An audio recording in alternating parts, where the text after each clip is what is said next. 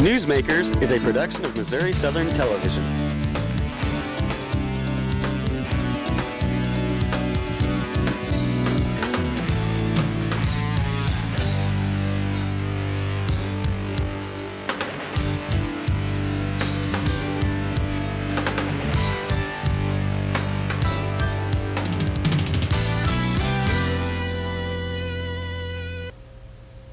Hello, I'm Judy Stiles. Thank you for joining me this week on Newsmakers. When we hear about troubles around the world, political turmoil and unrest, it's often a distant item that we don't think too much about. But for one local woman, those problems in Indonesia that we're hearing a lot about today come close to home. And today we're going to visit with Joanne Brough, a local woman who's traveled around the world in her career and now has returned to Joplin and has unfortunately experienced some of these problems we're talking about. Thank you for being here today. Oh, well, thank you for inviting me. Of course, we're going to start off talking about the current world situation, but also we're going to share some information for our audience today about your background, and I think it'd be very interesting to find out how your experience has taken you worldwide and experience as a television producer. Let's start off with the Indonesia situation. People have heard a lot about it, and they might be curious, well, what led you to Indonesia to be involved, in a country where those things were happening? Well, it started a long time ago when I first started working in television. And I worked in television almost all of my adult life. But 5 years ago, I went to Singapore and worked there for 2 years, producing the first English drama in Asia. That led me to Indonesia, a much larger country nearby. They bought the show that we produced in Singapore and ran it with subtitles first and then later dubbed. And they had a big television industry in Indonesia, and they still do. They hired me to help them start in-house drama programs at the largest network in Indonesia. And they do have 6 networks there. The country is the 4th largest in the world. So a lot of people may not realize the scope of the size of the country. I didn't realize it until I got there. Unfortunately, it was really on the brink of what looks to be almost a revolution. But nobody knew. Nobody knew. Things were absolutely booming when I went there. There were many high-rises were being built. It was a country rich in natural resources, and everything appeared to be okay. But suddenly, about more than a year ago, I guess it started, the currency, which is called the rupiah, started plunging. And really lost value fast. And this created a crisis with banking, a crisis everywhere. And at this particular moment, they're still demonstrating, they're still sometimes rioting. The army is trying to keep peace. 50% of the students could not afford to go back to school last year. Unemployment is reaching a crisis figure, and there's hunger. So overnight, the country changed basically from a nice, prosperous, booming economy to suddenly we're having a lot of major problems in survival for many people. Right.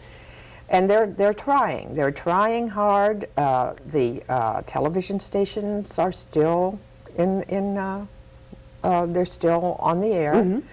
And the drama that I started 2.5 years ago has been completed. Right. And will be aired, I think, I hope. I'm in touch with my friends there frequently. I hear from them by telephone and fax, and they're surviving, but I worry very much about them. We came home end of last June. Because it was becoming increasingly difficult to work because of demonstrations at the studio, and it was uncomfortable because of demonstrations in the streets. And I really felt that I had completed my work because the series was well on its way, and everyone was doing good work. So we did come home at that point, and but I left my heart there. Right, and as you mentioned, a lot of ties and a lot of friendships that developed, and as I would imagine as well. So now you're back here in the United States, and at this time, of course, we're interviewing you, and you're back in Joplin. So let's give some background for our viewers. Perhaps I mentioned that you are from Joplin. They might be saying, well, let's find out some more about her background, or how growing up and so forth. Well, I was born here. I grew up here. I lived at Sagmount, which is now the Baptist Bible Camp. My father built it, and my name was Walker. I went to Joplin High School, graduated from Joplin High School, and went to UCLA. I did come back for a year, and I worked at WMBH during that time. So your first step into the broadcasting career was at the local radio station. That's right. I was a continuity writer and also a broadcaster. Great. Yeah. So you've had the interest in writing and producing from the start. That's something that's always interested you? All my life. Did you work on the newspaper in high school and do writing and so forth? I was co-editor of the Spyglass at Joplin High School. Yeah. So the love of writing has always been there. Also the Daily Bruin at UCLA. I was a reporter.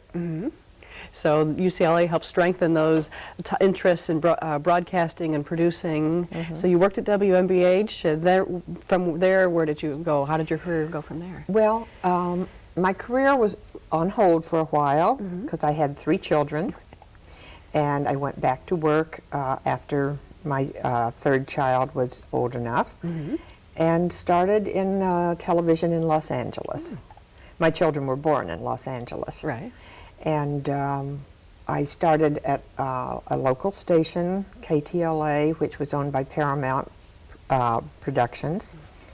And from there I went to CBS, spent 14 years at CBS in program development, working on many shows. And when the year that Dallas went on the air, Lorimar Productions hired me to come to work there because I had been involved in the development of Dallas at CBS. So I stayed at Lorimar Productions for another close to 14 more years. Wow. And I worked in developing their programs and supervising them on the air, their series and their movies and miniseries. And finally, the last 4 years, I was executive producer of Falcon Crest. And these shows that you're mentioning are very well-known, well-recognized shows that those of us who were viewers at the time or people who in the audience can remember seeing them. A lot of them were shows from CBS's heyday when they were the king of television. Yes, those were the golden years. What was it like to be on the ground? People might wonder about those shows that really set the tone for a while, the television industry. Producing a primetime drama was a big step at times like that. Well, it was a lot of fun, and it was not like work. It was like pleasure. I mean, there weren't as many executives then as there are today at the networks. Our development group was fairly small, and I'm still in touch with at least 2 of the people that I worked with all those years, very closely in touch with them. We're like a family. Great. And the same is true of the people at Lorimar. And Jane Wyman, I'm in touch with her all through the years. So we became a family. It's interesting to me that is what happens in this type of work. You were working on a project for so long together, you really get to know each other like family. Right. And this sounds like it extends across the job descriptions, whether someone's involved in developing the program or they're actually the star we see on TV. That's right. or the hairdresser. And so you find that a lot of people may not realize all the work that goes into the television program. They turn on the set and they see the stars doing their acting and acting out the dramas, but there's so much behind the scenes. Oh well, it can take several years to even get a show on the air. In the case of Falcon Crest, I was not the producer at the beginning. Earl Hamner, who created the show, was the executive producer at the beginning. I took over when he decided he wanted to move on and do other things. But I was the Vice President of Creative Affairs at Lorimar when we were developing Falcon Crest. So I was in on it from the very, very start, Right.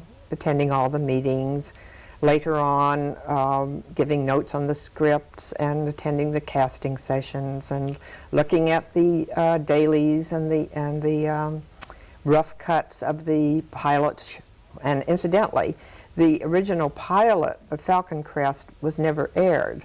We did 2 pilots, and we recast and some of the roles, not the major ones.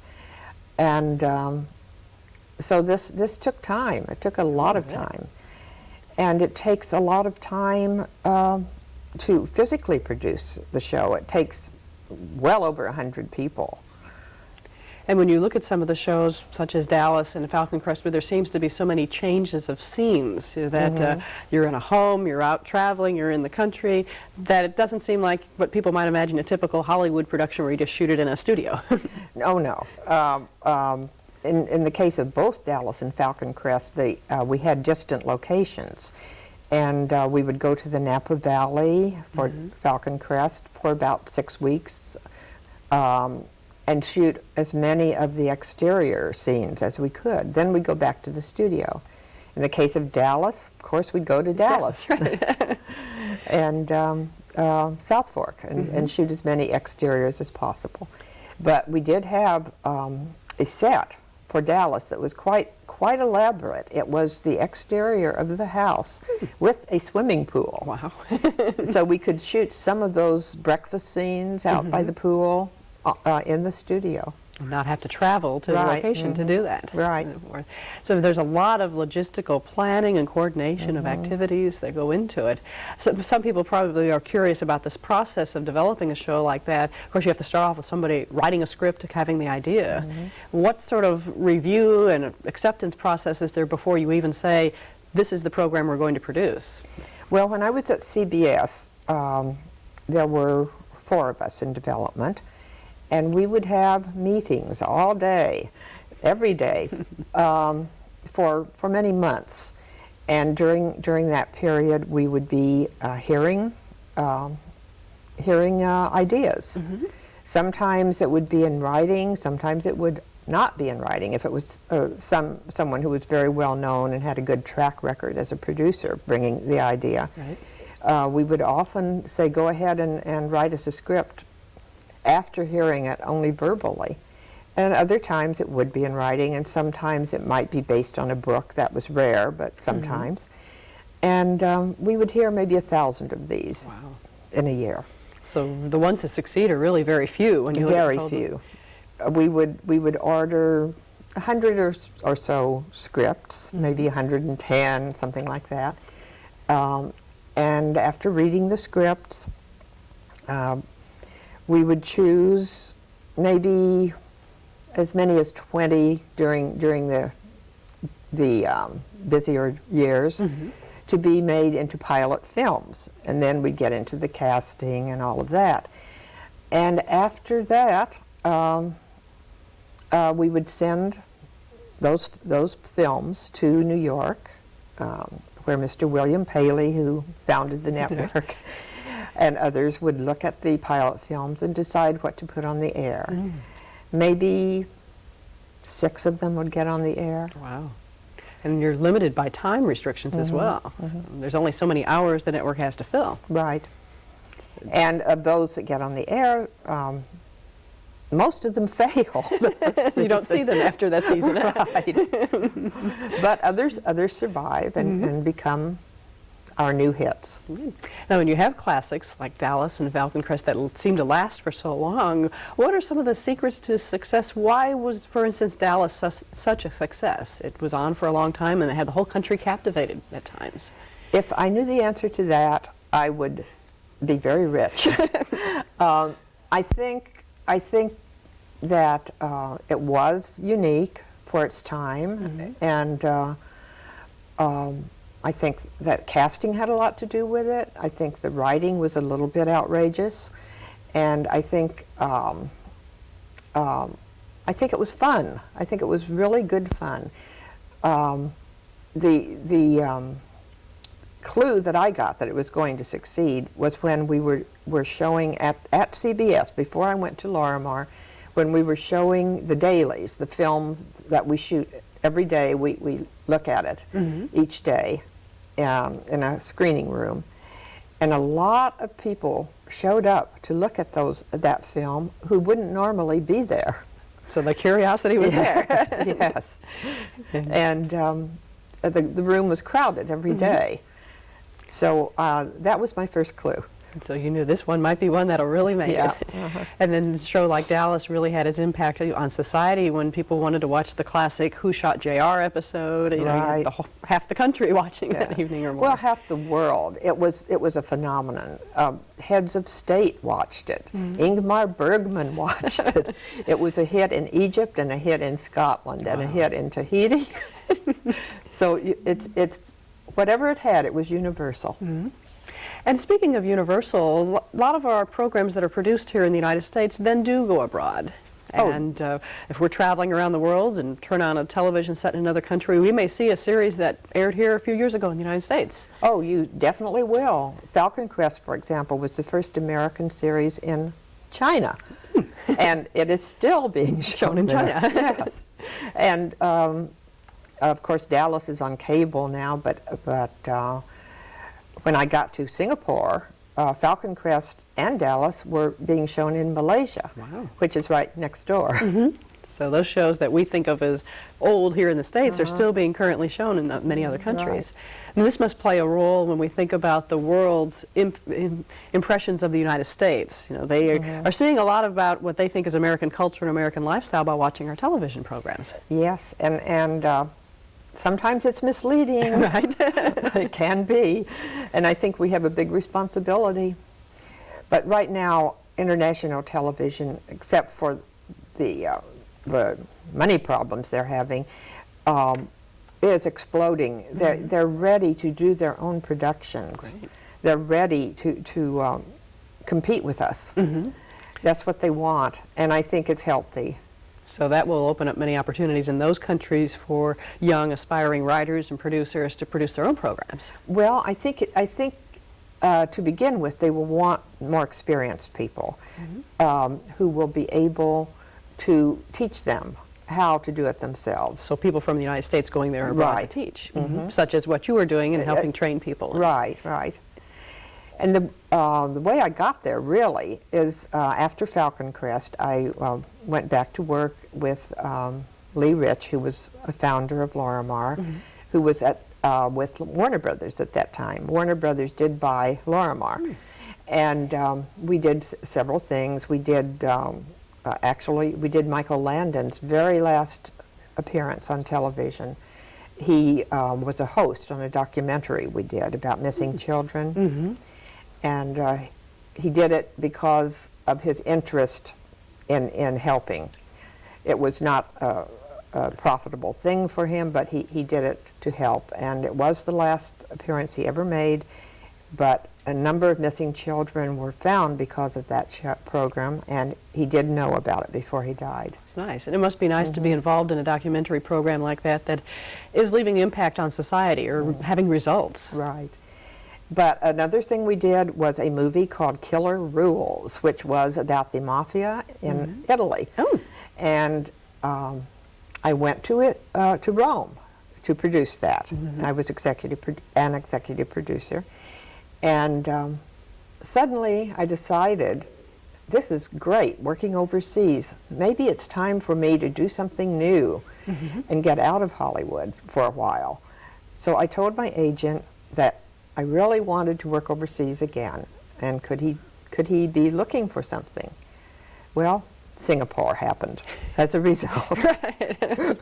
That's great. So you found that in your career, as well as many other people's careers, that there comes a time when you want to say, I want to try something new, new challenges. Yes, it's a very healthy thing, and I'll always be grateful for the experiences I had in Asia, good and bad. And that, of course, leaving a lasting impression for you and perhaps changing your future plans as well as you're looking at opportunities down the road. Right.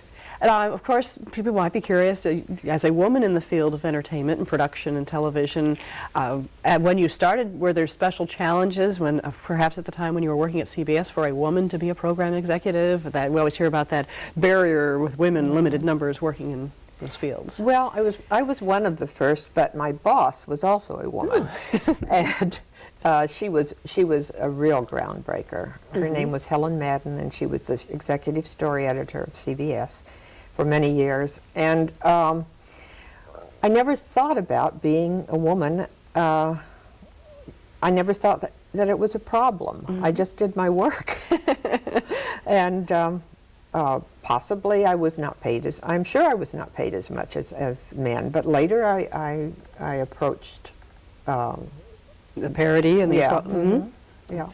So it's a good example of where your performance helps set your role of where you want to go in your career. Yeah. I was not interested in women's lib. I was more interested in the work I was doing. And you took time out to raise a family as well. Yes. So you had the challenges that many women have of family and then career, and trying to balance and go on and succeed in yourself. When you look at your accomplishments and having started here in Joplin, when you left Joplin to go to UCLA and think about working in this business, did you ever dream that you'd be going worldwide or would be at where you've gone today? No. I didn't think of it at all until it happened. When it happened, it just seemed to be the right thing to do, and I did very little to cause it to happen. But I'm awfully glad. I've always been interested in travel, however. I've done as much traveling overseas as I possibly could, and from a very I guess I was in my early 20s when I went overseas the first time. So it's always been an interest, but I never really thought about making a career overseas until my senior years. And that point in your career. Now, tying into international travel and work, of course, Missouri Southern State College has an international mission and encouraging students to get involved in international studies and so forth. With your experience having traveled internationally and worked internationally, what do you feel about the value of today's young people who are getting educations to have that type of international exposure? Well, I think it's wonderful. That's what I think. I'm very impressed with what the college is doing. I'm very impressed, and I read some of the literature. And the one thing that is so important is that in your program, as I understand it, you insist that the international studies students become fluent in another language. That is very, very important, very good. And in Indonesia, I was helping them to produce a show in a language I did not understand. What a challenge. It was a challenge, but we did succeed. And I'm still not fluent in Bahasa Indonesia, but I was getting there. And if I am ever in such a situation again, I'm going to become fluent first. Before traveling to that country. Right. So you would encourage students to pursue that language study and be able to have that extra skill. Definitely. Do you find this when you travel abroad, that a lot of other countries, the people you're working with, perhaps know English or another language other than their native tongue? Yes, yes. You'll find many more linguists in other countries other than America. So the role and the opportunities for students now to be able to have those skills when they go into the workforce would really help them as they're looking ahead. Any other tips that you might have for someone who may be thinking about the television field, might be thinking, well, there's a lot of opportunities out there, what do I want to do? What type of skills might they try to bone up on, or even the youngsters? Well, there are so many different things they can do in television. It would depend on their individual interest. If they're interested in writing, they have to keep writing. Right. And if they're interested in becoming television executives, they probably should get into some kind of an intern program. all the networks and studios do have internships, and I think that's a wonderful way to start. I know a young man who worked for me at CBS in the story department as a file clerk, later became executive vice president of television development for Universal. Wow. And there are many stories like that, many stories. So find your area of interest, and then for students, you get that internship or opportunity to try it out, to see what you like about the field. Right. And work from there. What about the future? You're here in Joplin now. We're visiting with you in the winter of '98, heading into '99. Someone might say, well, what are your future plans? I wish I knew. Probably we will, at one point, be living here part of the year. I think we chose the wrong part. It's cold season, right? Yeah, but we will be here for several months. And there's a possibility that we will return to Asia for one more year. I'm waiting to hear now from 3 situations, one in Singapore, one in Shanghai, and one in Hong Kong. Wow. And it is possible that that will happen, but if it doesn't, that's all right too. We'll pursue our plan to stay in Joplin half of the time and in California half of the time. And imagine you have a lot of friendships that you can keep in touch with and renew in both locations. Right, right. Has it been like a homecoming, coming back to Joplin and seeing the town? Oh, it's been very nice. I've relaxed a lot, and I'm enjoying seeing friends, and I've been very happy to work with you here a couple of times, and it's a lifestyle that I enjoy, and I grew up in the country, and I'm living in the country right now. So going back to your roots of where you grew up and being able to have probably quite a different lifestyle than what you would find in Los Angeles. The Very bigger city. different, very different. For people who have dreams of going to the big cities like Los Angeles and say they are Joplin natives or students here at Missouri Southern, do you have any tips of what they can do to survive as they head out to big cities like that? Well, just find your work, find your goal in life, and pursue it, and be careful when you're out on the street. Watch your back. Well, you have obviously followed your own suggestion and have succeeded very well in your career. I'd like to thank you for taking the time to visit with me today here on the set. Well, thank you very much for inviting me. I've enjoyed it. Okay. And I'd like to thank the viewers for joining us this week on Newsmakers. I'm Judy Stiles. Hope you can join me again next week at the same time on this station. I'll see you then.